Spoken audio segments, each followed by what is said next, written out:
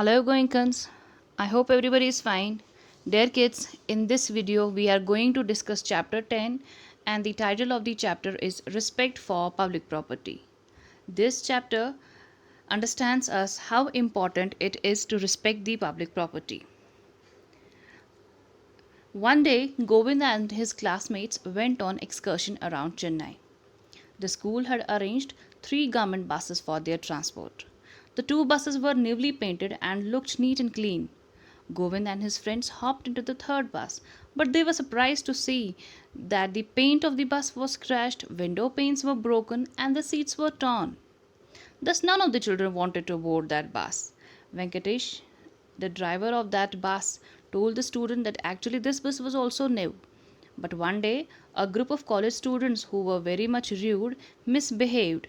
They boarded this bus, but for their fun, they damaged the bus. And when they were asked to refrain from doing so, they took out knives and scratched the newly painted walls and pelted the stones. This way, they damaged the bus. The children listened all this quietly and were shocked to know that how people could damage that very buses that they have to travel in. It is indeed a shameful act. Once upon a time, this is another story, and in here also we will understand how important it is to respect the public property, to protect the public property, like the way we discussed here in the first one, how the students got irritated on boarding that bus that was damaged. So this was the misbehavior, misconduct of those students who had damaged this public property. It was a government bus and it was meant for the people, for the benefit of the people, and we should respect it, we should take care of it. One more story is there explaining the same. Once upon a time, far away in Mumbai, a group of school children were visiting Gateway of India with their history teacher. They were amazed to see the splendid monument.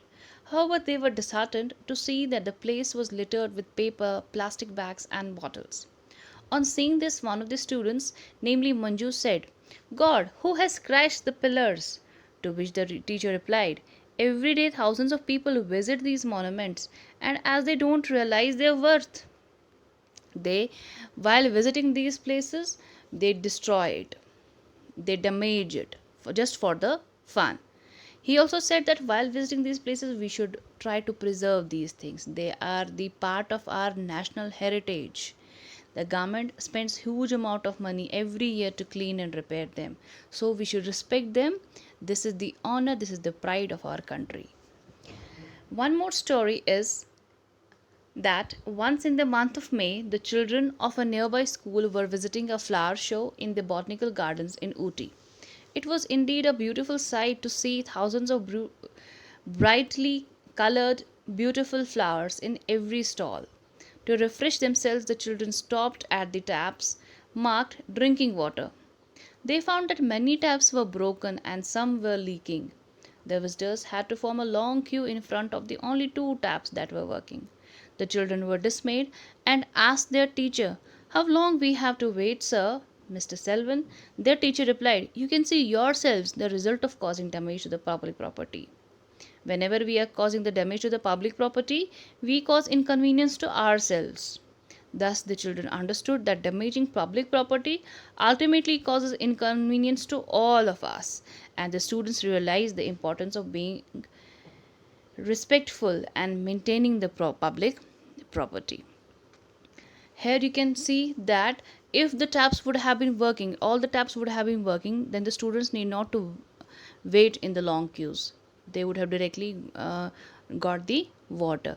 But what happened, since the people had destroyed those public property, those taps were damaged, some of them were leaking, some of them were broken. The reason was that there was inconvenience to all the people around that. So what does it convey to us? It conveys us that whenever we damage any public property, what happens? We damage our property. It is our property. It's for our convenience. It's for our benefit. When we will damage it, ultimately it will affect us. So the moral of the story is all these stories were conveyed as a moral story, moral message, and that was that we should respect and protect public property as it is built for the public welfare. Respect for public property is a sign of healthy community spirit.